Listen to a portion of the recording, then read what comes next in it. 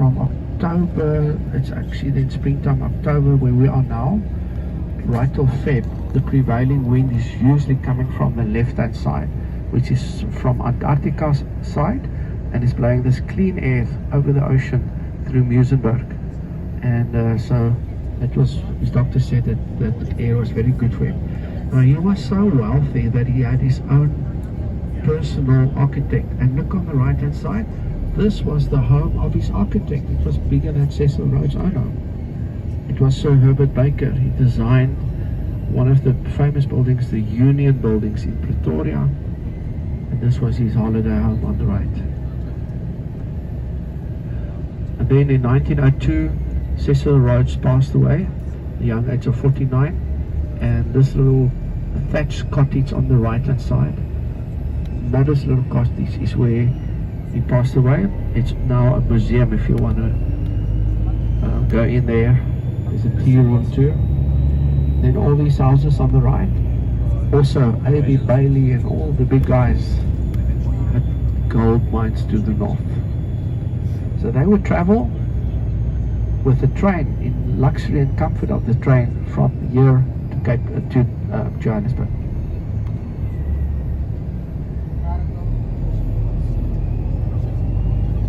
The properties on this side is much cheaper than in Camps Bay, because here on our left hand side, this is actually east, and where Camps Bay is, that's west. So they get the sunset, and here you get the sunrise. People pay for sunset, not for sunrise. So it's actually a really good investment if you buy here. And if you live here, you don't have to drive in traffic, you can take the train. And we do have gentle giants here in our waters today. They travel all the way from the south sub-Antarctic waters to Cape Town and Hermanus. It's a town 200 kilometers from here.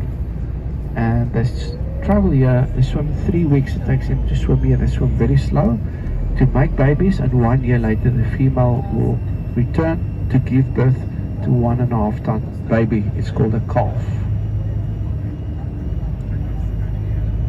You also see on the left hand side, coming up, is one of many tidal pools, and this suburb we're coming into now is called St. James. It's named after the Catholic Church.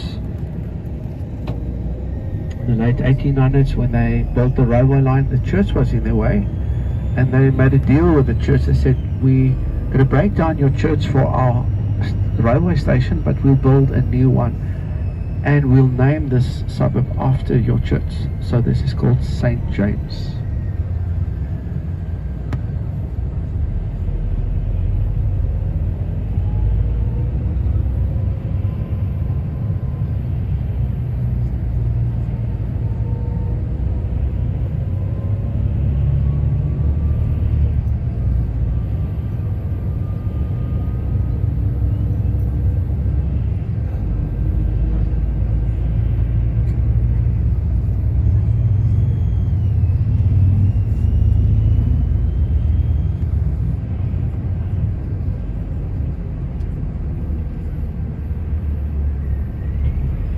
With this tidal pool coming up at 11 o'clock on the left, you can see it's low tide now. So on the high tide, the waves will break over the walls, it will clean itself, and now it will turn into a lovely, safe saltwater swimming pool.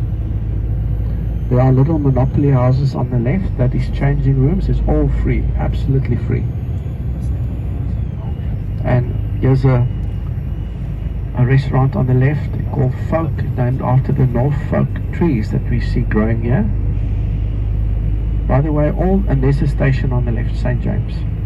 All the Norfolk pine trees you see here in Cape Town, it was planted by, or rather introduced by, Captain James Cook in his late 1700s on his exploration journeys between New Zealand and Australia. There's a Norfolk Island, he got that tree there. And if you look, I'll point out just now what this tree looks like. It grows very straight. So he realized